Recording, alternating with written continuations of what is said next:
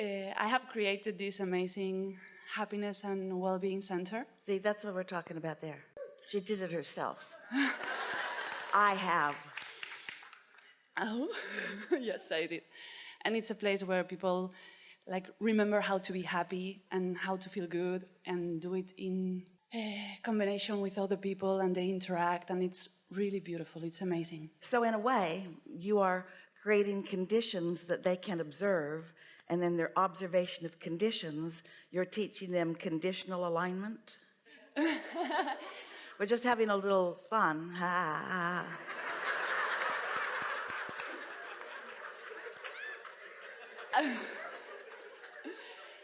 I can't create the conditions for them. I just created a place in which they can learn if they want to, or if they don't want to, they don't learn. Well, the reason that we're playing with both of you a little bit here is because there is still, even though we know that you mostly understand that you do create your own reality, and that everything is based upon attraction, attraction, attraction. So it's really about contouring your thoughts, or maybe an easier way of saying it is contouring your mood, so that you are accomplishing and maintaining a vibrational point of attraction that then allows you to see, allows you to receive impulses, allows you to have good timing and happily ever after, happy, pleasant experience. So there is not anything in the world wrong with expressing your appreciation for life in a way that others can observe it, because often others are uplifted by what they witness from you. But it's a big responsibility, one that if we were standing in your physical shoes we would not take, and one that as we are standing in the shoes of your non-physical beings we do not take, where we do not assume the responsibility for your happiness. We just express our own in a way that if you tune into it, you can be on the same vibration of it, and you can then experience not only the benefit of your own happy thoughts, but the benefit of our happy thoughts. Tuning, law of attraction, tuning. That's really what it is all about, isn't it? But in your physical senses, in your physical experience, with your physical senses, you become, you don't mean to, but you are, and then you foster it with one another. You become dependent on what others are doing, how others are feeling, and most of all, how others are feeling about you, which puts you in a very challenging position, because now you are dependent upon what somebody else is doing with their focus, with their alignment, over which you have no control. You can influence it, which is what this is all about that you're talking about. So what is it that you want to talk about relative to your well-being center of influencing well-being? What do you want to talk about? That's really good, because now I'm in the point that I want to just enjoy life and have this well-being center to work by itself, and just teach by my example of living the best life that I can live. So does that mean you never go there? Yes, I want to go there 1 week per month and enjoy it at its best, and the other 3 weeks enjoy life and travel and enjoy my life. And so are you noticing that for you at least, the entire world is your well-being center? Yes! And so don't you want to sort of invite everyone to the whole world's well-being center? Yes. So you say, well, I have this little well-being center carved out of the whole world. Come over here and you will find what? What will they find there that they won't find in other places? Maybe. Or is it a well-being center for new people who don't understand alignment? So I have a well-being center for those of you who don't understand how to tune in yourself. Oh. Actually, we're just poking at you to see what you've got. Yes. We want you to tell us about this well-being center. We want you to tell us how your well-being center will positively affect others, because in a sense that's what this gathering is a sort of well-being voyage, a gathering of like-minded beings who are reaching for high-minded thoughts in an environment that is mostly quite conducive to them, except that there are a lot of you in close spaces. Sometimes it's easier to have your well-being when you spread out a little bit. Yes. Well, for They're me, lowering the lifeboats now. for me, I want aligned people that want to take care of themselves and they want to... So your center is more a place of well-being, Yes. that attracts those that are already there. Yes. For the experience of then expanding and exaggerating and emphasizing the well-being that they already possess. Yes. It's not a place where those who haven't found it come and get it. It's a place where those who want it and already have it want to express it with others who want it and already have it. Yes. Sounds like law of attraction at its best. Really it does. Yes. Really it does. And so I want to know how to tune to myself and do the best step to reach that path. Well, didn't we already just talk about that? Yes. So you've already acknowledged you want law of attraction to do what it does and attract to you who you are. What more is there for you to do other than be who you are? Because there's a tendency, and there's a little bit of it present within you, it almost is present with anyone who's a teacher and a known to be born uplifter. You want to sort of look out into the world and find those who are a little needy and get them in there to help them. And can you feel how all that does is water down your alignment and make your point of attraction be less aligned than it was? And then you find yourself surrounded by people who are pretty needy and pretty dependent. Yes, and that doesn't work.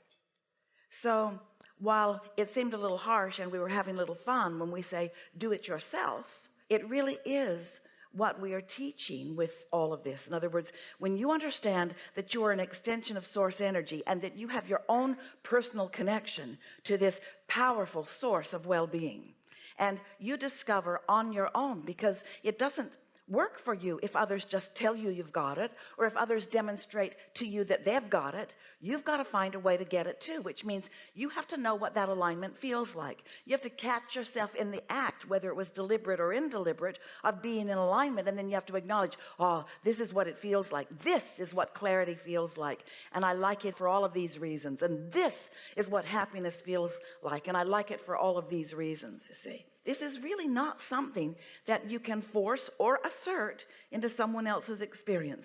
It's something that you know, that you understand, that you do your best to be in every waking moment, and till you accomplish the momentum of, the steadiness of that state of being. And once you accomplish, and you do very readily accomplish the steadiness of that state of being, that state of alignment, then others are drawn to you like moths to a flame, not because you have something that they need, but because you are liking your vibration, and therefore law of attraction brings you together to celebrate. When you start looking for those who need, you always move your vibration into the vibration of need, and then you have nothing for them, because you can't give your energy to someone else. You can only demonstrate your alignment to someone else. Yes? Yes. I want to open more places like that and have like the whole world impregnated with that.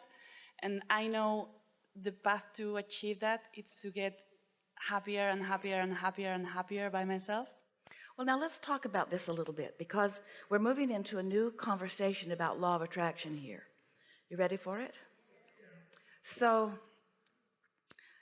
you understand that you get what you think about. Law of attraction is responding to your vibration. But do you understand that your inner being is a big part of you, and that law of attraction is responding to the vibration of your inner being? Now, since your inner being is aware of you, this is a question for you.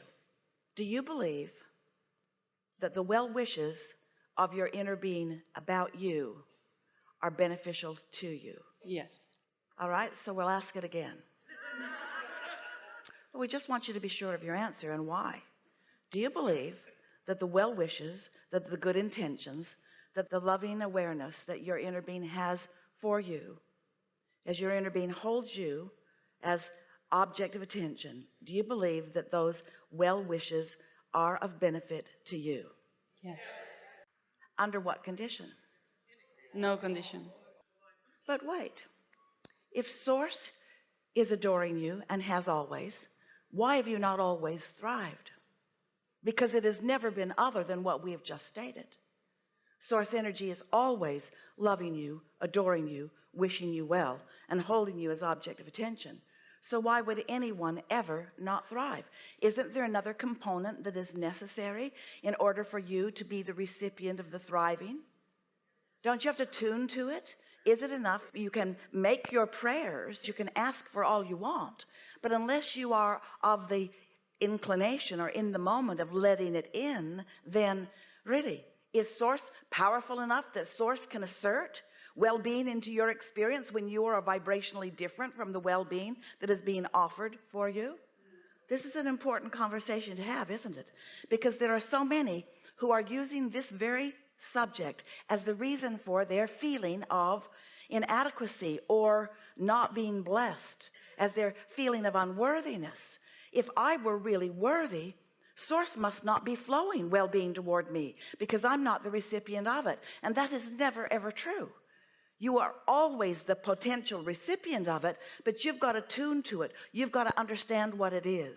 You've got to understand what it feels like. You've got to learn to hold yourself in the vibrational vicinity, at least of it, in order to know when you are allowing it in and when you are not. You following us? And did you move forward with the understanding? Does receiving feel different to you now than it did before? Are you ever again going to ask someone else to do it for you? Or are you going to take the glorious, satisfying responsibility of focusing yourself into the stream of well-being that has been flowing to you for a very long time? Now that brings us to the conversation of momentum. The more you allow it, the more you tune to it, then the more you sense it, the more sensitive you are to it, the more you know when you're not letting it in. But this we want you to understand from this point forward. It never goes away. This appreciation of you never goes away. Attention upon you never goes away. You are never under a bushel. You are never in a dark corner. You are never out of the gaze and out of the love and out of the benefit of this energy that creates worlds. It is always flowing to you. And there is a little bit of a problem that you create for yourself when you say you must come to this church to receive it, or to this synagogue to receive it, or to this well-being center to receive it. The well-being is stronger here than it is other places. And we say, no, the well-being is an equal opportunity across the board offering from source energy to all beings. And so you want to ask yourself, well, what is the difference between the thrivers and the sufferers? Why are some letting it in and why are others not letting it in? And we say, that's where you as teachers come in. You come in by expressing your knowledge that you thrive because you choose to and that they can too. And so, yeah. So tell us again. So the reason that we wanted you to look at this bigger picture here is because these well-being centers that you want to spatter across the world, there's a lot of spattering already all across the world. What's going to make yours different? What will make your well-being center one that the participants, those who are drawn to it, why will they benefit as a result of being there with you? What does your center offer? Because the people that is going to work in there are living by example, this happiness and well-being, because they will become mirrors. But they're there working. You're off running around. You don't even want to be there all the time. You want to just be there occasionally and somewhere else the rest of the time. So how's that working? Because I'm going to teach them how to do it, because I have done it by myself. And then I will teach the teachers. And like this message that I have learned mostly from you is going to spread in an easy way. And what is the message? You decide if you want to be happy or not. Do they make the decision after they get there? No, that's or before they get there? Before they get there. And if they've made the decision before they get there, why do they need to come there?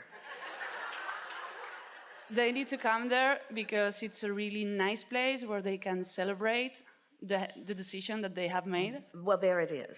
that really is the thing that we want you to hold strong within you, that this is a place where we celebrate the alignment that we all easily can accomplish. It's not a place where we pretend like it's hard to accomplish, and unless you come here, you're not going to get it.